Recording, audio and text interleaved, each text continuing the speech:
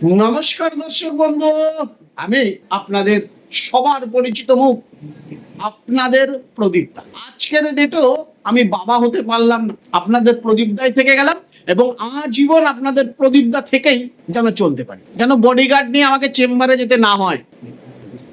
এটাই আপনার আশীর্বাদ করবেন যে অন্যান্য লোকের মতন 5-6জন বডিগার্ড দেখা করতে গেলে 5জন গার্ড করা, কেন লোক তাকে খুঁজছে, পেলেই তাকে ধরবে, এই রকম পরিস্থিতি যেন না হয়। আমি আপনাদের প্রদীপদা যেরকম ছিলাম আজীবন যেন সেই রকম ভাবেই থেকে যেতে পারি এবং আপনাদের সঙ্গে নিয়ে যেন চলতে পারি। তো আজকে আমি আপনাদের বলবো, এই যে কেতুর দশা, এই যে লটারি প্রাপ্ত বা প্রাপ্তি যোগ বা দুম করে কোনো সম্পত্তি লাভ, এগুলো কিন্তু সব আমাদের জীবনে কেতু ঘটায়।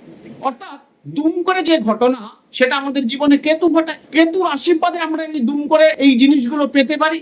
এবং কেতু যদি আমাদের উল্টো থাকে, মানে কেতু যদি আমাদের আশীর্বাদ না করে, হঠাৎ সর্বদংশন হতে পারে।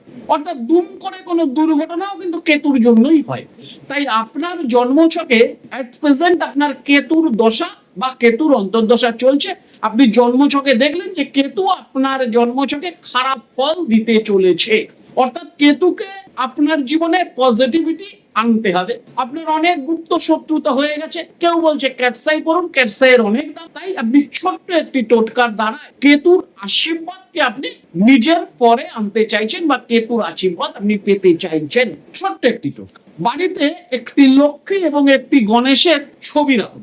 বাড়িতে একটি লক্ষ্মী এবং একটি গণেশের ছবি রাখুন, অথবা যেখানে লক্ষ্মী গণেশ একসাথে আছে এই রকম কোন মন্দিরে গিয়ে দুব্বা অর্থাৎ তৃণ, এই দুব্বার মালা প্রত্যেক বুধবার গণেশজিকে পড়ান।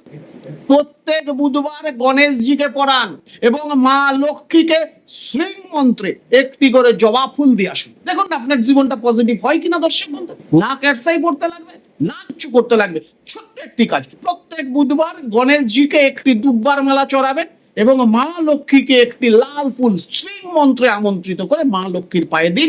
আপনার মনস্কামনা জানান, 100% আপনি পজিটিভ আপনার জীবনে আসতে হবে। অবশ্যই আপনি তার আশীর্বাদ পেতে বাধ্য দর্শক বন্ধু। ছোট্ট একটি ক্রিয়া করুন না। আমি প্রদীপ দা চিরকাল আপনাদের সঙ্গে আছি, চিরকাল আমি আপনাদের সঙ্গে থাকবো এবং আপনাদের দাদা হয়েই থাকবো। আজকের মতন বিদায়। সুস্থ থাকুন, ভালো থাকুন, নমস্কার।